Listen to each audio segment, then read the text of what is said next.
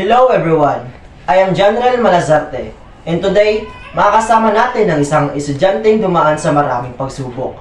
Pero hanggang ngayon ay patuloy na lumalaban. Her story is about courage, resilience, and hope. Let us all welcome Jerlyn Lumugdang. So welcome sa Real Talks. Thank you po. Kamusta ang araw natin ngayon? Kaya lang. Meron pala akong mga katanungan dito. Okay lang ba na sagutan mo ito? Surely. Okay, so proceed tayo sa unang tanong. So, ano ang pinanghawakan mong pangarap noong nagsimula ka pa lang mag-aral? I think, gusto kong maging, guro. Because, yun kasi yung mga nakikita ko sa mga kamag-anak ko. Marami akong mga kamag-anak na teacher. And as a student, na-inspire ako sa kanila. So, gusto mong sundan yung mga yapak na gano'n? Yes po. So, palawang tanong, ano ang pinakamahirap na challenge na hinaharap mo bilang estudyante? Siguro yung financial problem. When it comes sa school, maraming mga bayarin, kaya problema ko talaga yung pambayad. And mahirap lang naman kami. Yung family ko, wala rin pang-suporta sa akin. So, may time ba na naisip mo tumigil? Ano ang dahilan? Oo. Maraming beses na. So, ano ang dahilan ng sa anong dahilan? Una-una, yung financial problem talaga. Yung una. Ang ikalawa naman yung sa tito ko noon. He was my savior. Siya rin yung tumayong bilang magulang ko noon. Nung pumanaw siya, I was lost. And naisipan ko na hindi na lang magpatuloy sa pag-aaral kasi wala nang magtuturo sa akin. Pero sa kabila ng mga nangyayari, ito ka ngayon, nagpapatuloy ka na.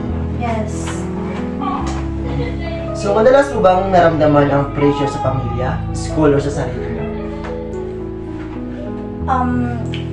Siguro araw-araw.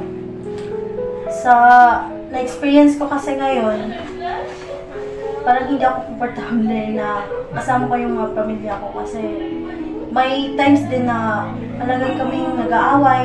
Hindi kayo nagkakaintindihan, gano'n? Oo, ganun. And when it comes naman sa friends or something na hindi rin ako Masyadong palakaligan. yes. Sige. So, may mga gabi bang umiiyak ka dahil sa problema? Oo, meron. Maraming beses na. So, Actually, ngayon, What happened during this moment? palagi ko nararanasan, gabi-gabi. Kasi, as may pamilya na rin ako,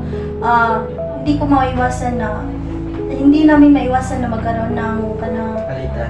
alitan. And, isa na rin doon na yung may something na basta hindi ko ma-explain, basta yung pag-away namin hindi na siya normal and parang something na pwedeng magkaroon ng breakup or something, and hindi ko siya may iwasan na controlling yun.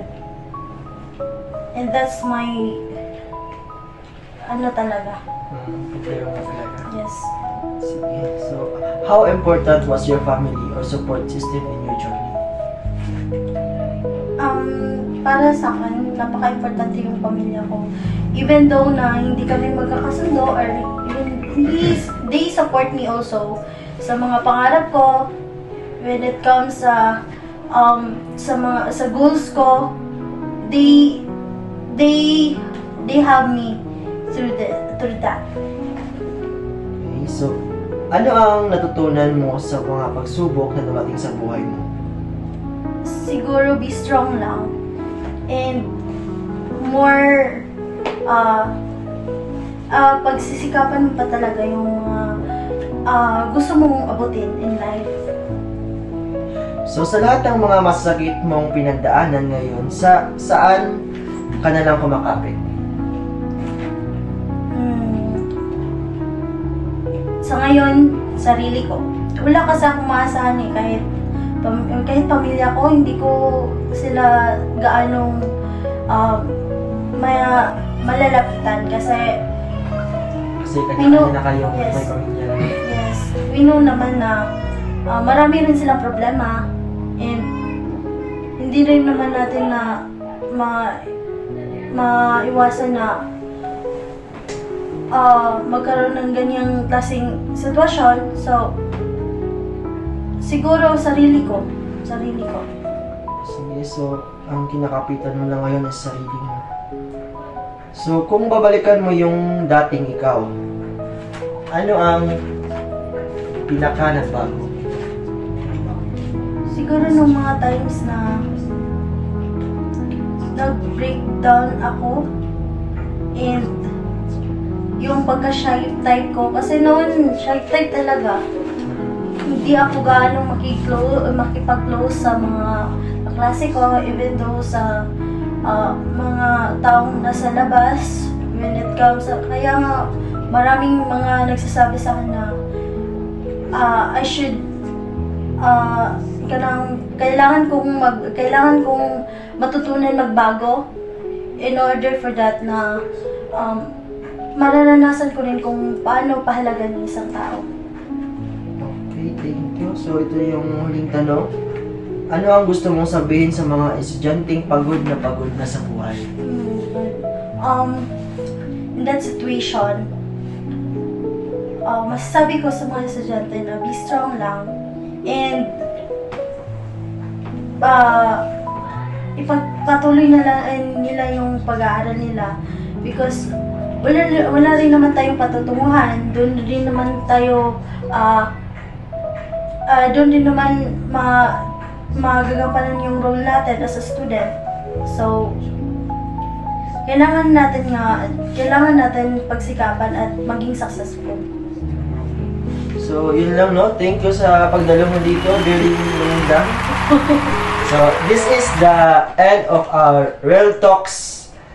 Then, thank you for our guest, Jerlyn Lumunda.